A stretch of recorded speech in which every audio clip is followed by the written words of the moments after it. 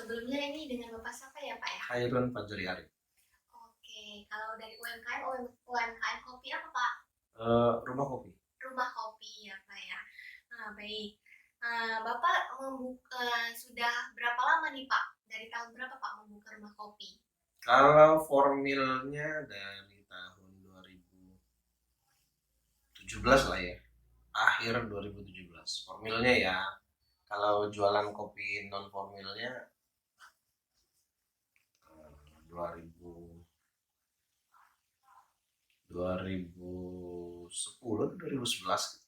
Non formil ya, artinya kita sporadis aja ya. Ada kopi 10 kilo ya, kita jual ke kawan-kawan dekat.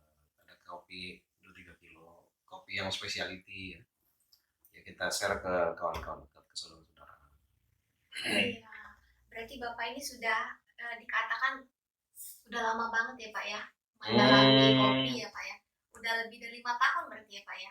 Udah lebih dari 5 tahun, tapi dalam konteks kopi itu masih orang baru. Masih orang baru ya Iya, Pak ya. karena terlalu banyak hal dalam kopi ini yang nggak akan sempat kita pelajari sampai detail hanya dalam waktu sependek itu. Yang master-master lebih lama lagi dan ada pendidikan formalnya juga, dan mereka ya lebih detail lagi dari saya, mulai dari apa namanya produksi kopi, tanaman itu ada pendidikannya khusus, ada sertifikasinya, kemudian pengolahan kopi sehingga jadi prosesor itu ada bidang pelajaran tersendiri, kemudian apa lagi sih, penanaman, kemudian prosesor, kemudian pembelian, ada sertifikasi pembeli kopi itu ada sertifikasi sendiri. Pembeli kopi itu ada sertifikasinya sendiri, sama seperti roasting kopi. Saya kan hanya roastery sama menjual produk jadi. Itu yang salah satu aja dari mata rantai produksi kopi secara keseluruhan. Berarti banyak ya Pak ya Banyak, prosesnya ya Pak. banyak. Dan saya dengan frame kerja sempit ini, ya artinya saya hanya terbatas pada produksi jadi, produksi barang dari green bean sampai jadi kopi bubuk atau roasted bean. Kalau bukan kopi bubuk ya roasted bean, sampai kemudian dijual, ya mata rantainya sependek itu. Baik Pak. Jadi kan itu banyak nih Pak ya proses dalam membuat kopi ya Pak ya biar jadi bisa bisa jadi hasilnya lebih baik, lebih bagus, rasanya juga enak ya Pak ya. Kalau di dalam informasi nih Pak ya, itu kan untuk tahu kopi prosesnya bagaimana, tips-tipsnya gitu ya Pak ya. Itu Bapak mencari informasi itu dari mana Pak? Apakah dari internet, apakah dari orang atau awalnya pengantarnya dari internet. Jadi ya, saya awalnya bukan pengopi. Kemudian dalam sebuah penugasan audit, saya meminta kawan untuk bawa kopi dari lokasi audit. Kemudian saya coba dan berlanjut,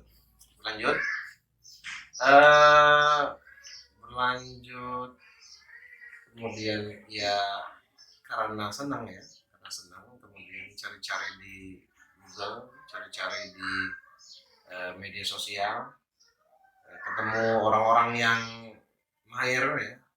Dulu ada seorang bernama dua orang bernama Tony ya.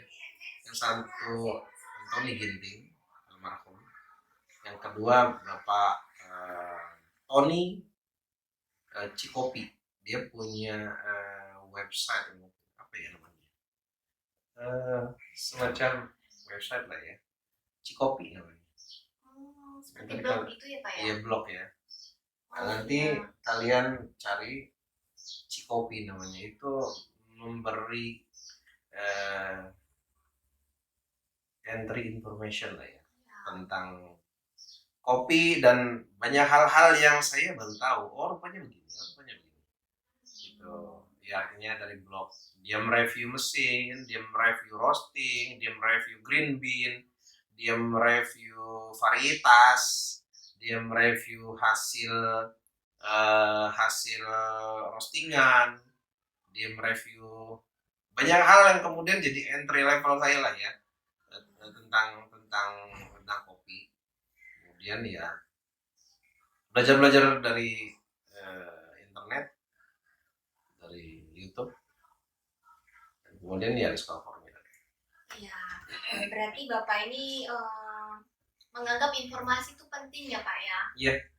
Bapak ada kesulitan dalam mencari informasi Pak? Kesulitan semacam apa gitu maksudnya? Kesulitannya Bapak cari informasi tapi informasinya terlalu banyak jadi Bapak bingung mau Kedalaman kalau saya. Kedalaman ya, Pak? Kedalaman. Informasi gini. Ketika saya mencari roasting teknik, saya dapat bahwa saya mesti begini, oke dapat. Tapi soal informasi secara detail, teknisnya ini mesti masuk di suhu berapa, ini gimana, ini naiknya berapa, hal-hal yang bersifat teknis semacam itu yang memang saya tidak tahu apakah itu memang nggak tersedia di Google karena nggak di-share orang, atau karena saya yang memang kurang mahir dalam mencarinya gitu. Kalau memanggang daging, semua orang secara teorinya ya bisa aja memanggang daging, tapi daging yang berkualitas dengan crush yang bagus di luar, moist di dalam, bagaimana membuatnya bisa begitu? Bagaimana biar dia begini, ada efek begini, ada efek begitu.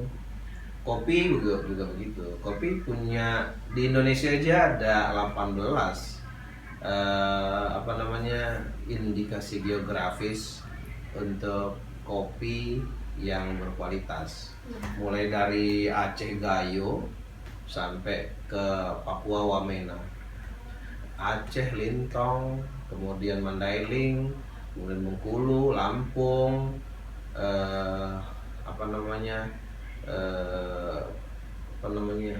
Jawa Barat ya, kemudian Dampit ya, terus ini ya sampai ke Kintamani. Itu kopi-kopi dengan karakter yang berbeda.